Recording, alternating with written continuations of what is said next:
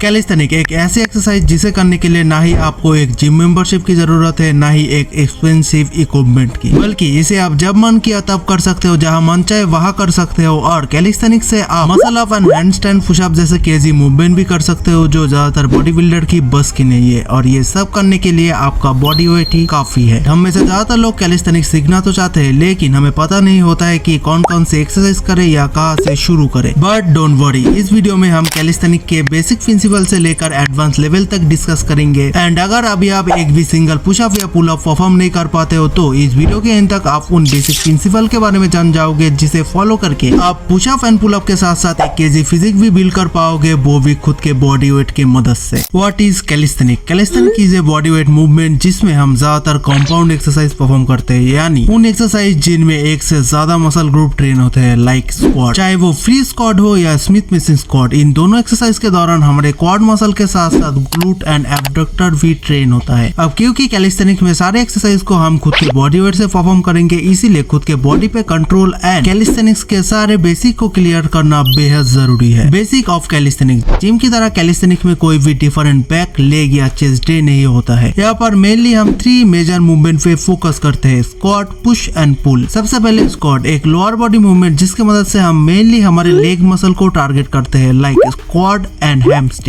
दूसरे नंबर पे है पुश मूवमेंट। इसके नाम सुनते ही आपको पता चल रहा होगा, इसमें हम मेनली हमारे बॉडी को खुद के हाथों से दूर पुश करते हैं, जिसका बेस्ट एग्जांपल है किसी भी टाइप का pushup. At last pull movement, जिसमें हम अपने बॉडी को हाथों के पास पुल करते हैं, लाइक लेट पुल डाउन या पुल अप, जो मेनली हमारे बैक और बाइसेप मसल को टारगेट करता है। इन सब के अलावा भी एक और मसल ग्रुप है जिसके बिना कैलिस्थेनिक के ज्यादातर मूवमेंट को करना नेक्स्ट टू इम्पॉसिबल है। Yes, I talking about core muscle. Calisthenic को परफॉर्म एंड मास्टर करने के लिए एक डेवलप कोर मसल का होना बेहद जरूरी है, अदरवाइज इसके बिना आपको इंजरी का भी सामना करना पड़ सकता है। Things you really need. अगर अभी आपने कैलिस्थेनिक करने का मन बना ही लिया है तो ये कुछ चीजें हैं जिनकी आपको सच में जरूरत पड़ने वाली है। एट फर्स्ट, एक क्लियर माइंडसेट। कैलिस्थेनिक की मदद से आप खुद को कैसे ट्रांसफॉर्म करना चाहते हो एंड आपका एंड गोल क्या है, इसके बारे में आपके माइंड में एक क्लियर विजन होना चाहिए, तभी आप उस गोल को सक्सेसफुली अचीव कर पाओगे। नेक्स्ट, कैलिस्थेनिक्स के लिए आपको एक खाली जगह, पुल अप बार और एक डीप स्टेशन भी चाहिए होगा, जिसके मदद से आप कैलिस्थेनिक्स के सारे मूवमेंट को परफॉर्म करोगे। Workout split. अब क्योंकि हमें कैलिस्थेनिक के 3 बेसिक मूवमेंट के बारे में पता चल चुका है, तो इसी मूवमेंट की मदद से हम खुद के लिए एक कस्टमाइज वर्कआउट स्प्लिट क्रिएट करेंगे। सबसे पहले बात करते हैं पुश मूवमेंट के बारे में। कैलिस्थेनिक में सबसे बेसिक पुश मूवमेंट है पुशअप, जिसके मदद से हम खुद के चेस्ट, शोल्डर एंड ट्राइसेप को ट्रेन कर पाएंगे। अब हमारा चेस्ट मेनली 2 पार्ट में डिवाइड होता है, अपर chest and lower chest. Upper chest को टारगेट करने के लिए आप इस तरह से डिक्लाइन पुशअप परफॉर्म कर सकते हो, और लोअर चेस्ट को टारगेट करने के लिए इस तरह से किसी भी ऑब्जेक्ट की मदद से इंक्लाइन पुशअप परफॉर्म कर सकते हो। बट ध्यान रखना है, पुशअप करते वक्त आपका हैंड प्लेसमेंट ऐसे स्ट्रेट नहीं बल्कि अंदर की तरह थोड़ा सा टक्ड इन होना चाहिए। एंड अगर आप एक बिगिनर हो और अभी आपसे एक भी पुशअप ठीक से न लगते हो, तो पहले आप नी पुशअप से स्टार्ट करो, देन धीरे धीरे नॉर्मल पुशअप और फिर पुशअप के अदर वेरिएंट्स को ट्राई करो। अब अपने शोल्डर को ट्रेन करने के लिए आप पाइक पुशअप परफॉर्म कर सकते हो, जहां आपका ग्लूट्स ऊपर की तरफ होना चाहिए और अपने बॉडी को इस तरह से प्लेस करना है। देन आपको खुद के हेड को फ्लोर के पैरेलल रख के आगे की तरफ पुश करना है। और ट्राइसेप को टारगेट करने के लिए आपको परफॉर्म करना है सीटेड डिप्स। एंड अगर आप एक भी डिप्स ना कर पाओ तो पहले किसी ऑब्जेक्ट की मदद से नी को बेंड करके इस तरह से डिप्स परफॉर्म करो। इस एक्सरसाइज को परफॉर्म करते वक्त ज्यादा नीचे मत जाना, नहीं तो इससे शोल्डर इंजरी भी हो सकता है। अब एक बार सीटेड डिप्स को मास्टर करने के बाद आपको पैरेलल डिप्स पे जंप करना है, और अगर पैरेलल डिप्स भी आपसे ना हो पाए तो एक रेजिस्टेंट बैंड लो और उसके मदद से पैरेलल डिप्स को परफॉर्म करो। नेक्स्ट बात करते हैं पुल मूवमेंट के बारे में। कैलिस्थेनिक्स में पुल मूवमेंट के मेनली 2 ही वेरिएंट होता है। पहला पुल अप, जो हमारे ऑल ओवर बैक मसल को टारगेट करता है। सेकंड चिन अप, जो मेनली हमारे बाइसेप मसल को टारगेट करता है। बट अगर आपसे एक भी पुल अप्स नहीं हो पाता है तो आप पहले dead hangs and supported pull up से स्टार्ट कर सकते हो, जहाँ डेड हैंग में आपको पुल अप बार को होल्ड करके जितनी देर हो सके लटके रहना है, और फिर एक रेजिस्टेंट बैंड की मदद से इस तरह से आप सपोर्टेड पुल अप्स को परफॉर्म कर सकते हो। अब बाइसेप को ट्रेन करने के लिए अपने हाथ को इस तरह से रख के